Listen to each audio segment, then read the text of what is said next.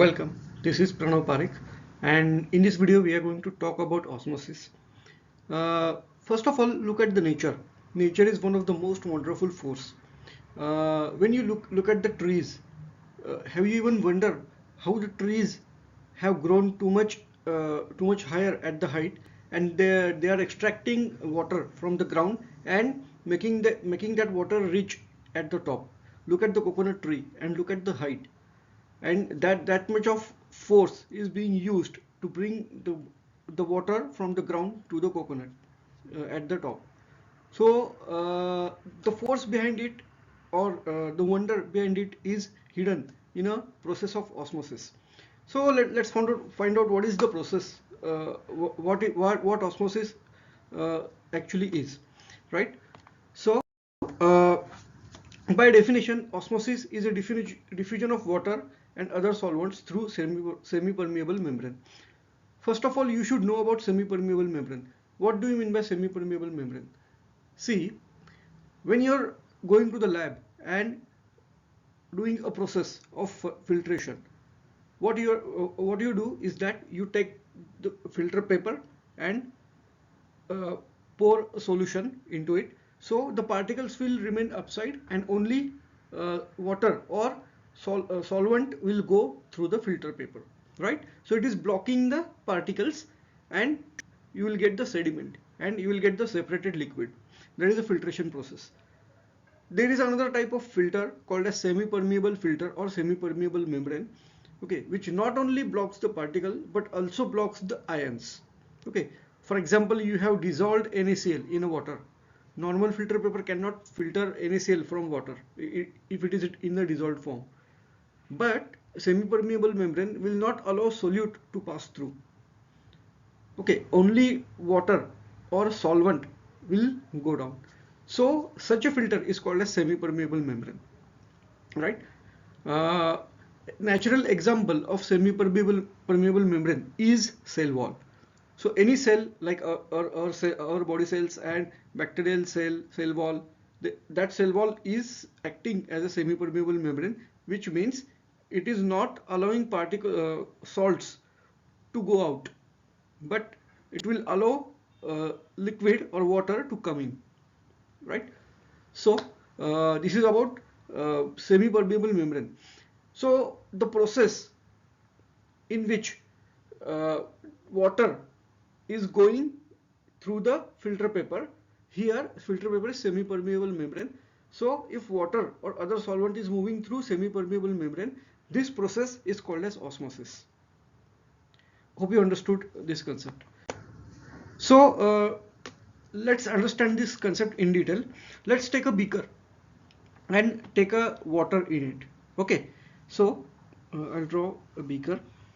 Okay, and let's take a water, and there is in between there is a semi-permeable membrane. Sorry for my diagram because I'm not drawing it on a board, it's just online thing. Okay, so consider this is a water level in a beaker. Okay, okay, this is water level. Okay, so this is same water level. Okay, same water level. Okay, let's name this portion or this part as A and this part as a B for our understanding. So when you drop a water or add a water in a beaker, okay, the level of portion A and level of portion B is same. Okay, there is a semi-permeable membrane. Okay, I'll write here semi-permeable membrane. Okay, here is water, and now what I'll do is that I will add NaCl in portion A, part A. It is a salt. It is made up of Na plus and Cl minus ions. We all know it, right? Okay, so if we add NaCl in this water, what will happen? It will get dissolved and Na plus Cl minus particles will dissociate and they are getting released. Okay, so what do you think about the concentration of NaCl in portion A, part A? So it is obviously higher than part B, right? So concentration of NaCl is higher at part A and very low at part B, or we can say there is no NaCl, there are no NaCl ions at part B. What will happen according to law of nature? It will try to maintain the equilibrium. How the equilibrium is maintained? Of course, if there is a less water and there is a high level of water, what will happen? Higher level of water will flow towards lower level of water. If there is a high concentration, there is a low concentration. Higher concentration will move towards lower concentration, and it will try to maintain the equilibrium. So the concentration, if there is a same concentration, it will stop moving from one area to another area, right? So that is the law of nature. So here also NaCl will try to move in the portion B, but it fails to do so. It cannot move from A to B. Why? There is a semi-permeable membrane in between. This semi-permeable membrane will not allow NaCl to pass through and go to the B and attain the equilibrium. So what will happen? Reverse things will happen. Here, instead of NaCl moving here, water will move this side. Okay, water will move this side. So obviously, what is going to happen with the level of water? Okay, here the fate of this scenario, these things, what will happen? Level of A will get increased and level of B will get little bit decreased. B here.